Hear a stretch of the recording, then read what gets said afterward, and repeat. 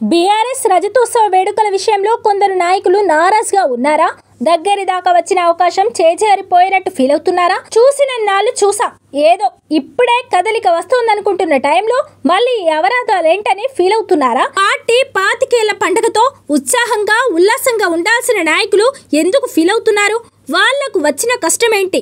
ఈ ఏడాది 25 ఏళ్లు పూర్తి చేసుకుంటున్న బీఆర్ఎస్ రజతోత్సవ వేడుకల్ని గ్రాండ్గా జరుపుకునేందుకు ప్లాన్ చేస్తోంది. కానీ పార్టీ నాయకులు కొందరికి ఆ వేడుకల శాపంగా మారుతున్నాయన్న టాక్ నడుస్తోంది. అదేంటి?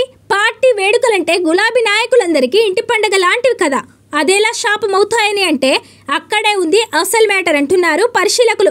కాస్త జాగ్రత్తగా గమనిస్తే మీకే అర్థమైపోతుందని కూడా వివరణ ఇస్తున్నారట. రజతోత్సవం కారణంగా చాలా మంది పార్టీ పదవులకు దూరం కావాల్సి వస్తోందని చెప్పుకుంటున్నారు.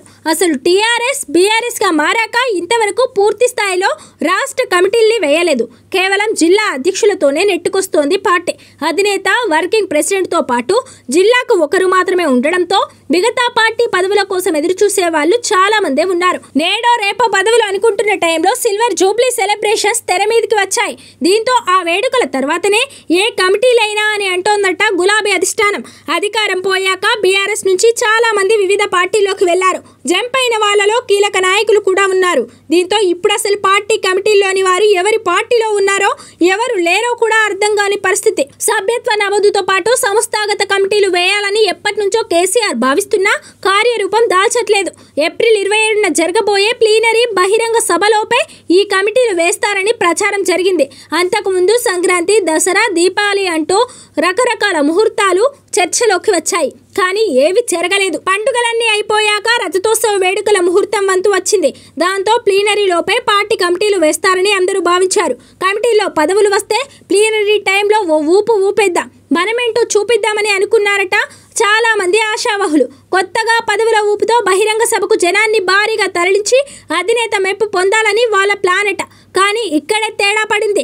తానొకటి తలిస్తే దైవం ఒకటి తలిచిందన్నట్టుగా వీళ్ళ ఆలోచనలు ఒకలా ఉంటే అధిష్టానం మరోలా తింకు చేసిందట. ప్లీనరీ ముందు రాష్ట్ర కమిటీలు, జిల్లా కమిటీలు వేస్తే కొత్త తలనొప్పుల్ని కొని తెచ్చుకున్నట్టు అవుతుందని అనుకుంటున్నారట పెద్దలు. పార్టీలో కీలక పదవులు వచ్చిన వాళ్ళు సంతోషంతో పబ్లిక్ ని తీసుకువస్తారేమో కానీ పదవులు రాని వాళ్ళు మాత్రం నారాజ్తో మీటింగ్ ముఖం కూడా చూడరని, హ్యాపీగా ఉండాల్సిన టైంలో ఆ రచ్చ మనకు అవసరమా అని అనుకుంటుందట గులాబీ అధిష్టానం. అందుకే 25 ఏళ్ల వేడుకలు పూర్తయ్యేదాకా పదవుల పందేరాన్ని ఆపవచ్చంటున్నారు. ఎలాగూ ఇన్నాళ్ళు ఆగాం కాబట్టి ఈ నెల రోజుల్లో మునిగిపోయిందేముంది, తర్వాతనే తీరిగ్గా కొత్త కమిటీలు వేసుకోవచ్చని అనుకుంటున్నట్లు సమాచారం. 10 ఏళ్లు అధికారంలో ఉన్నప్పుడు పార్టీ బలోపేతంపై దృష్టి పెట్టలేదు గులాబీ పెద్దలు. అధికారం కోల్పోయిన తర్వాత ఇప్పుడు జనాల్లోకి వెళ్లి కొట్లాడాలంటే పార్టీ పదవులు చాలా కీలకంగా మారాయి. అందుకే ఎంత వీలైతే అంత తొందరగా పదవులు ఇస్తామని ఇప్పటికే ప్రకటించింది అధిష్టానం. కానీ మరో నెల రోజులు వాయిదా పడే అవకాశాలే ఎక్కువగా కనిపిస్తుండడంతో ఆశావహుల్లో నీరసం ఆవహించినట్లు చెప్పుకుంటున్నారు. ఆర్థికంగా బలవంతులనే కొత్తగా కమిటీల్లోకి తీసుకునే ఆలోచన ఉన్నట్టు తెలుస్తోంది. అలా ఇవ్వడం ద్వారా పార్టీ కార్యక్రమాల నిర్వహణకు ఇబ్బంది ఉండదని తెలంగాణ భవన్ పెద్దల ఆలోచన అట. అందుకే ఆచితూచి వ్యవహరించి పార్టీ పదవులు ఇవ్వాలనుకుంటున్నట్టు సమాచారం.